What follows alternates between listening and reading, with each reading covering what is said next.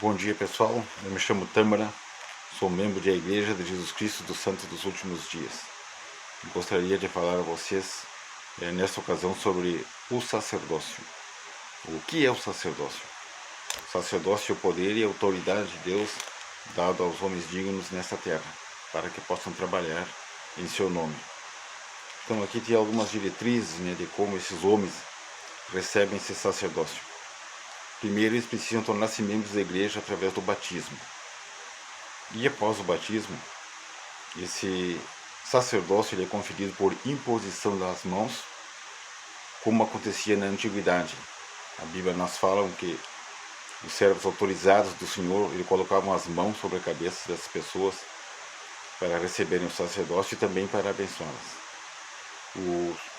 A finalidade do sacerdócio é abençoar as pessoas à nossa volta, dar bênçãos de saúde, de conforto emocional, espiritual, dar designações para cargos na igreja,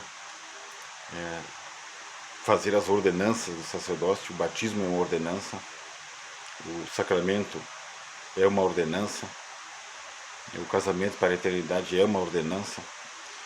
E para realizar todas as ordenanças que falei, os homens precisam possuir o sacerdócio, do qual estamos tratando aqui. A Bíblia relata algo interessante ali, em Atos 8, do 9 ao 20, ele relata a história de Simão, o mágico, um homem que queria essa autoridade, esse poder para si. Então diz assim: os homens não podem comprar ou vender o poder e a autoridade do sacerdócio, nem tomar essa autoridade para si mesmos. No Novo Testamento, lemos sobre um homem chamado Simão, que viveu quando os apóstolos de Cristo presidiam a igreja. Simão converteu-se e foi batizado na igreja. Como era um mágico muito habilidoso, o povo acreditava que ele possuía o poder de Deus, que é o sacerdócio. Mas Simão não tinha o sacerdócio e sabia disso. Simão tinha conhecimento de que os apóstolos e outros líderes do sacerdócio da igreja possuem o verdadeiro poder de Deus. Viu-os usando o sacerdócio para fazer a obra do Senhor e desejou esse poder para si mesmo, oferecendo-se para comprá-lo. O apóstolo Pedro, o apóstolo principal, disse: o teu dinheiro seja contigo para a perdição, pois cuidaste que o dom de Deus se alcança por dinheiro. Então, pessoal, assim, o sacerdócio não se compra, não se vende. Quem dá uma bênção de saúde, que nós temos como igreja de fazer isso, é totalmente gratuito. O Senhor nos deu grátis isso, e grátis oferecemos esse dom, esse poder, essas bênçãos que o Senhor concedeu do céu. As coisas do Senhor não é por dinheiro, não se vendem bênçãos, não se vendem milagres, tá bem, irmão? E outra coisa interessante que também está no livro de Atos, está lá em 19, 13 ao 17, eu gostaria de ler para vocês aqui na Bíblia, né? Os filhos de Sevas. Então, Atos 19, do 13 ao 17, diz assim: e alguns dos exorcistas judeus ambulantes tentavam invocar o nome do Senhor Jesus sobre os que tinham espíritos malignos, dizendo: esconjuro-vos por Jesus a quem Paulo prega. E os que faziam isto eram 7 filhos de Seva, judeu, principal dos sacerdotes. Respondendo, porém, o espírito maligno disse: conheço a Jesus, e bem sei quem é Paulo, mas vós quem sois? E saltando neles, o homem que tinha o espírito maligno e assenhorando-se de todos, pôde mais do que eles, de tal maneira que, nus e feridos, fugiram daquela casa. E foi isso notório a todos os que habitavam em Éfeso, tanto judeus como gregos, e caiu temor sobre todos eles, e o nome do Senhor Jesus era engrandecido. A pergunta é: por que os filhos de Seva não conseguiram expulsar o espírito maligno do homem? Simplesmente porque eles não possuem o sacerdócio. Eles viram talvez lá eles viram talvez os apóstolos expulsando e gostaram daquilo e resolveram fazer o mesmo. Só que esses homens, esses filhos de Seva, eles não tinham recebido autoridade nenhuma de ninguém para receber o sacerdócio. Como eu disse no começo, o sacerdócio se recebe mediante imposição das mãos sobre a cabeça dos homens dignos. Como diz lá também na Bíblia, em Hebreus 5:4, e ninguém toma para si esta honra, senão que é chamado por Deus como Arão. Arão recebeu o sacerdócio das mãos de Moisés, que possuía o sacerdócio. O que dá poder a um portador do sacerdócio? Como ele tem esse poder? Primeiramente, é a dignidade e a retidão. Viver de acordo com os preceitos que Deus lhes mandou. Ser fiéis aos convênios do batismo. Convênios é um trato, né, que a gente diz. Ser fiéis aos convênios do batismo. Ser fiel à sua família. Ser fiel à sua esposa querida. Ser fiel a si mesmo. Ser fiel a todos os princípios corretos que existem nessa terra. E isso dá o poder a um homem que possui esse sacerdócio.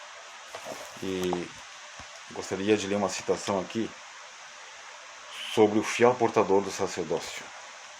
O fiel portador do sacerdócio ama sinceramente a Deus. Age como se estivesse na presença do Senhor quando empenhado no serviço dele.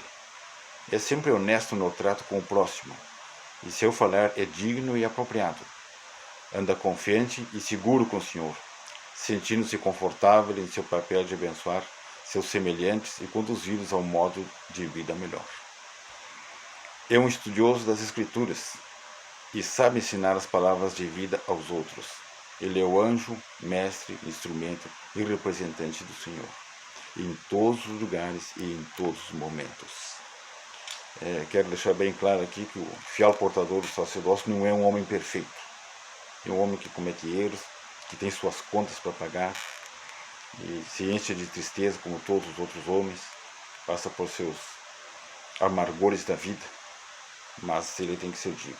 Apesar de todas essas turbulências que ele tem que enfrentar, emocionais e espirituais, ele tem que se manter digno para que seu sacerdócio tenha poder quando alguém chamar por ele e pedir uma bênção de saúde, uma bênção de conforto.